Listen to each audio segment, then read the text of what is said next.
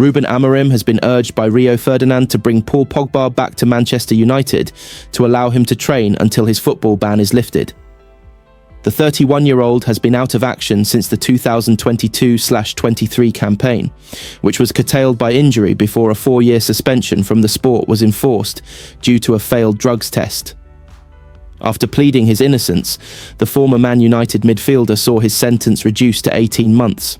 I'd say to Pogba, "Come in and train with us, let me see what you've got." I'd do that. I would have done that already. "Come in and get fit," the former defender said via his own YouTube channel. Pogba can do as much training as he likes, but the fact still remains he is without a club to play for as he left Old Trafford in 2022, then Juventus would release him upon learning of his ban. Following a quiet transfer deadline day, Ferdinand suggested perhaps the midfielder training with his former squad could prompt Amorim to offer a return. "I'd also have a look if he's in a position to be re-signed," he added. Being a free agent, the player is not confined to move only during transfer windows, the latest of which closed on Monday night. As things stand, Pogba has not accepted any offers a return to football. He has himself hinted that he wishes to return to the highest possible level in Europe. There are proposals, some of which are interesting and some not so much. Russia and so on, there were proposals, but that is not the goal. We have other goals. A club that plays in the Champions League? Why not? If it comes, of course, why not? We always want to join the best clubs. After that, it doesn't depend on me. It depends on many other things. However, most recently he has appeared to flirt with David Beckham, owner of MLS franchise Inter Miami, over joining the MLS club. Wayne Rooney confessed he was unsurprised by how Manchester United handled Marcus Rashford before his exit. The 27-year-old forward joined Aston Villa on loan towards the end of the transfer window and will hope to finish the season with a flourish. Rashford has not played since United's Europa League win over Victoria Plzen on December 12th, only featuring in one of the last 12 matchday squads. United boss Ruben Amorim consistently referred to Rashford's efforts in training as the reason he was left out of his plans. "You can see on the bench we miss a bit of pace on the bench, but I would put Manchester United goalkeeper coach Jorge Vital before a player who doesn't give the maximum every day," he said last month. Rashford, who has 10 goal contributions so far this term, will hope to make a better impression on Villa boss Unai Emery. United legend Rooney admitted that he told his former teammate to leave the club earlier in his career and was not shocked by United's treatment of Rashford, having seen him training alone while the rest of the squad was in London ahead of their recent win over Fulham. "I went into Carrington on Sunday to take my kids to game day, and Marcus was out on the training pitch with the fitness coach," Rooney told the Stick to Football podcast. "But he was right over towards where the parents were walking past for the kids' games. I looked at him thinking how embarrassing it must be for him as parents walk past." He added, "I was surprised when this started over 2 years ago, but now I'm not.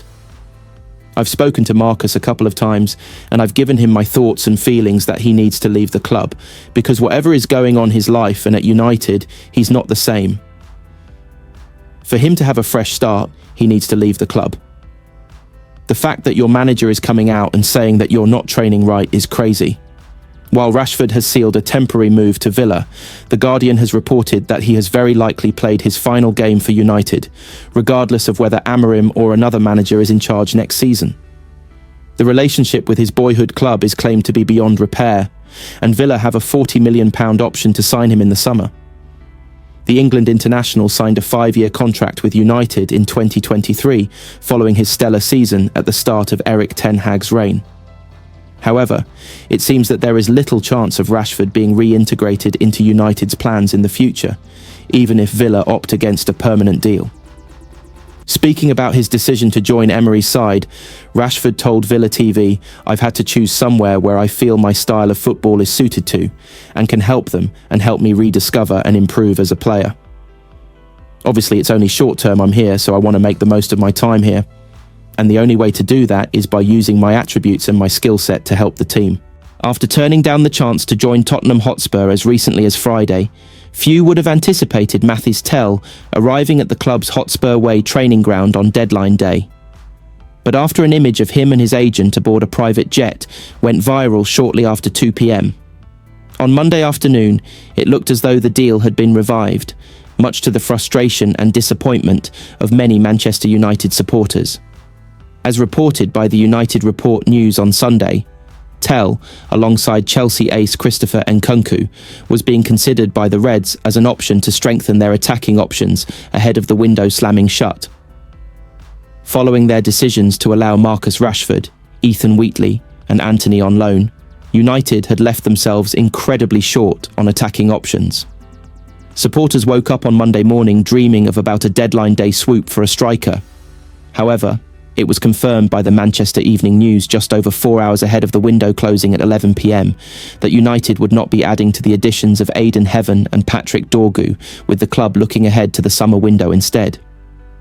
Naturally, United supporters vented their understandable frustrations at the club's hierarchy for failing to bring in a striker that head coach Ruben Amorim is so desperately in need of.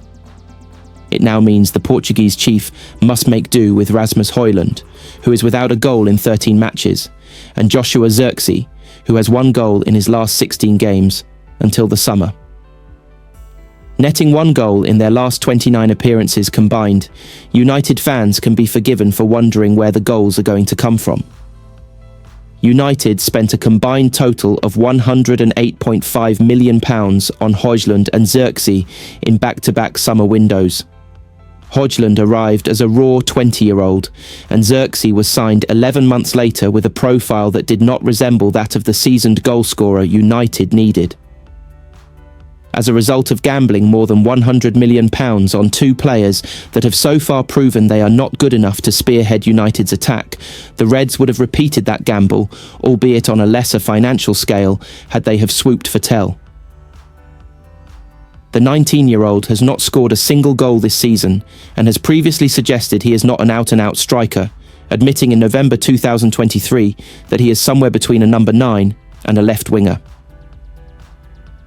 As high as Tel's ceiling is considered to be, United would have been paying a loan fee based on potential, not pedigree.